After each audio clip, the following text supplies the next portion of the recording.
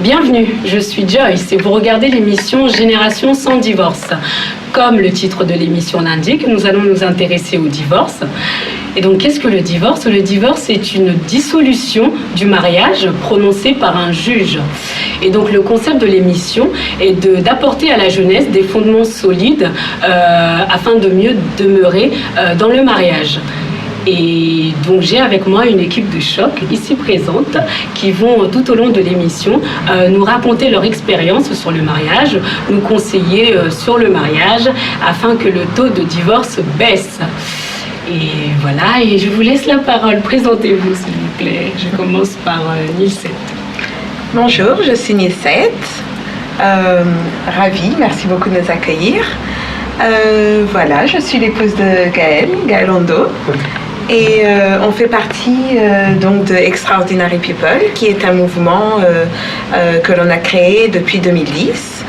On organise des événements, des concerts qui se nomment les Because of Love. On a également une page qui s'appelle Héritière, donc c'est une plateforme destinée aux femmes. Bonjour, moi c'est Gaël. Donc comme ma femme vous l'a dit, on fait partie d'Extraordinary People. Et entre-temps, moi aussi, j'aime bien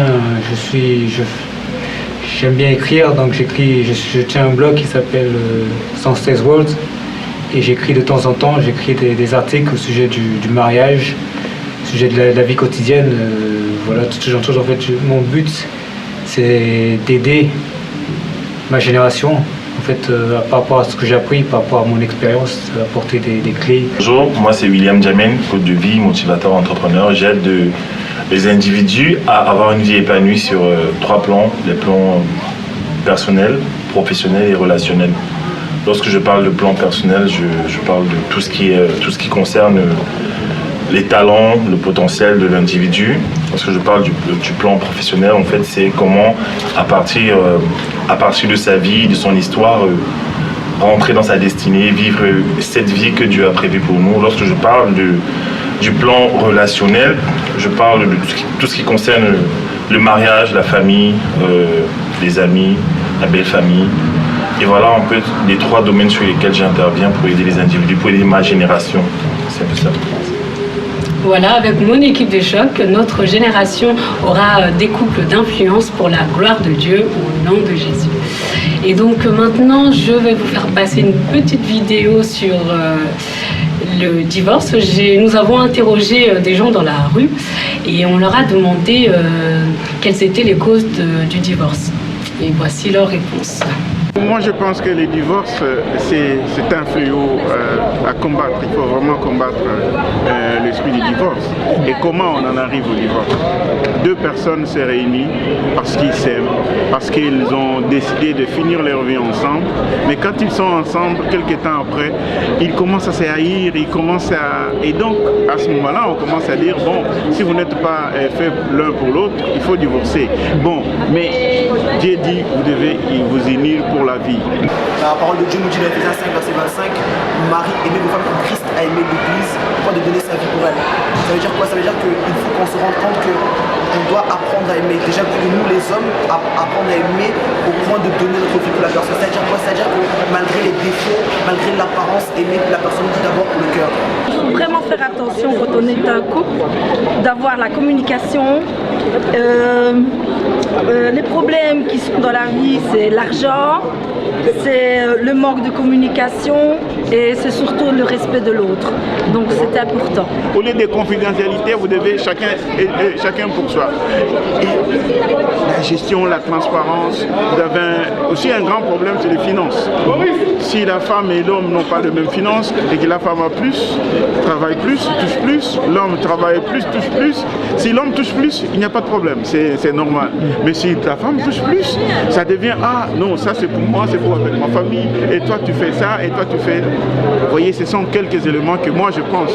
Je ne peux qu'utiliser mon expérience, que moi je pense qui amène les divorces. Oui, c'est le manque de communication et c'est parce qu'ils ne sont pas unis avec Dieu. Comme Dieu est le garant de toutes choses, comme la Bible dit, si Dieu ne veille pas sur une maison, le veilleur veille en vain. Nous avons besoin de la protection du Seigneur et d'être bénis par Dieu. Hier à l'autre, alors qu'au début, c'était ah chérie, ça, chérie, ça. Tout était, même si vous avez fait une faute, vous dites oh, c'est pas grave. Maintenant, quand vous avez déjà été ensemble, ce n'est plus c'est pas grave, c'est oui, non, tu vas voir. Et tu vas voir, tu m'as fait verser ci, tu m'as fait voir c'est ça, c'est là. Et là, il faut vraiment prier, il faut mettre Dieu entre les deux couples-là pour que vous puissiez revenir sur les anciennes bases. Comment vous vous êtes retrouvés et essayer de faire. Moi, je pense que l'amour, c'est un résultat.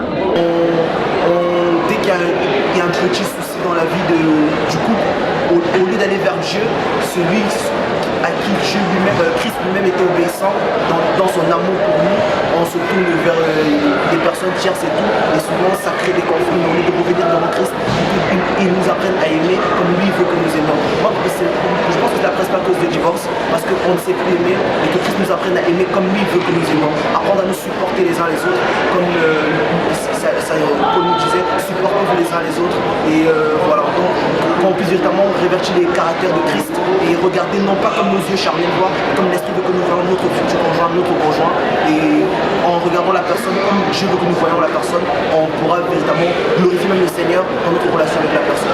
Et les éléments de ce résultat, c'est l'attente, la tolérance, l'union de vie, les dialoguer ensemble, échanger, être confident à l'autre, c'est compléter en fait.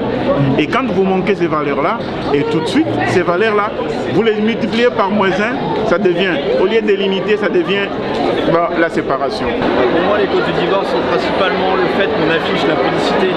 Et ça, c'est vraiment pas bien dans le monde dans lequel on vit actuellement.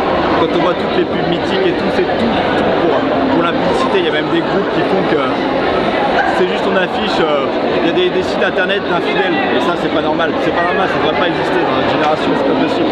C'est un fléau à combattre. Il faut vraiment combattre l'esprit du divorce. Et comment on en arrive au divorce? Deux personnes se réunissent parce qu'ils s'aiment, parce qu'ils ont décidé de finir leur vie ensemble.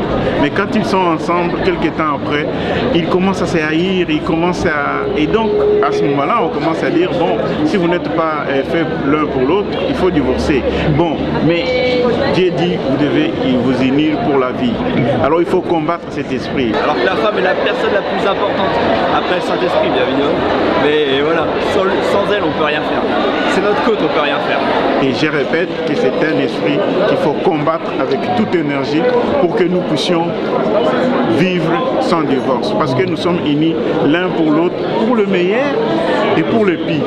Et quand le pire commence à prendre sur le dessus, vous devez combattre cet esprit pour que vous puissiez revenir, que tout soit meilleur. Et je bénis Dieu pour ma femme, bien évidemment. Donc, d'après les statistiques, le taux de divorce en France est d'environ 52%. La question est, que dit la parole de Dieu à propos du divorce? Dites-moi, que dit la parole de Dieu à propos du divorce?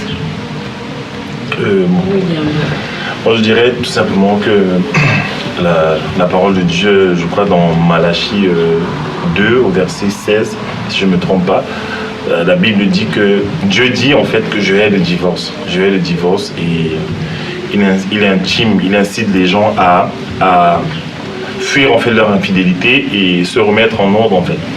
La Bible dit aussi que je crois dans le livre de Matthieu, chapitre 19, que les pharisiens étaient venus voir Jésus et ils lui ont demandé en fait qu'est-ce qu'ils pensaient de la répudiation en fait. Et Jésus leur a fait comprendre que au commencement, il n'en était pas ainsi.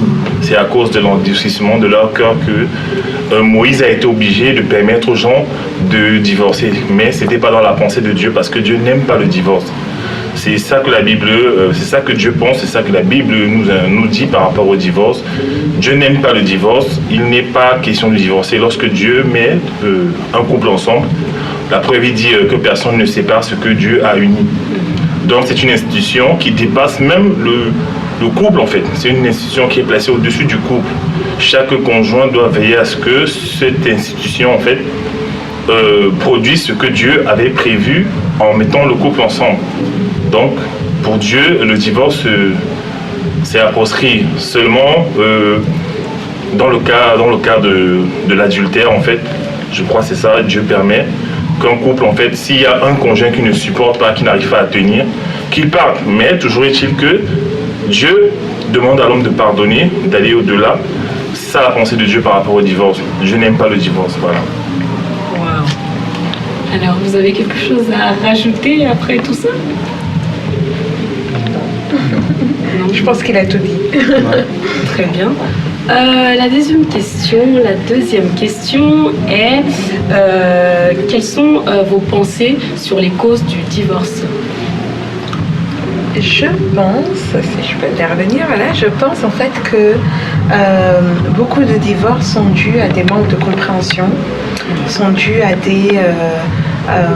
des choses qui ont été gardées, des accumulations en fait de rancœur, des cœurs qui sont rentrés peut-être brisés et qui n'arrivent pas justement à être restaurés. Et peut-être aussi, je pense aussi à des attentes irréalistes parce que beaucoup de femmes s'attendent au prince charmant, s'attendent à l'homme parfait, et lorsque elles arrivent et qu'elles épousent cet homme, donc après ce si beau mariage, ce conte de fées, elles se retrouvent face à une réalité, et cette réalité, il va falloir l'affronter au quotidien, et si on n'est pas équipé, préparé pour voilà, avoir un bon mariage, on peut arriver au divorce. Très bien, Gaël. Je n'ai rien à rajouter. Moi, je voudrais rebondir sur ce qu'elle a dit, en fait. C'est que dans le mariage, généralement, ce qui se passe, c'est que les gens arrivent dans le mariage avec de grandes attentes, de grosses attentes, mais avec de faibles préparations, en fait. C'est-à-dire que lorsqu'on fait un rapport entre ce qu'on attend et ce qu'on peut apporter, il n'y a pas match, en fait, il n'y a pas comparaison. Les gens veulent beaucoup, et ils se rendent compte qu'ils ne sont pas équipés pour apporter beaucoup, ou alors pour recevoir beaucoup, en fait. Donc, c'est important donc d'être enseigné avant le mariage, c'est important de participer à des séminaires, important de lire les livres. Il m'arrive souvent de demander aux gens, avant d'entrer dans le mariage, en fait, combien de livres tu as lu sur le mariage, et les gens me disent parfois un livre, même pas. Je regarde des vidéos de temps en temps. Et ce qui se passe, c'est quoi? C'est qu'il y a dans le mariage, en fait, des déconvenus, en fait. On est surpris et voilà. Voilà, avec une équipe comme ça, il n'y aura plus de divorce. Donc voilà, l'émission arrive à sa fin. Je vous donne donc rendez-vous la prochaine fois. Et si toutefois vous avez des questions à nous poser, n'hésitez pas.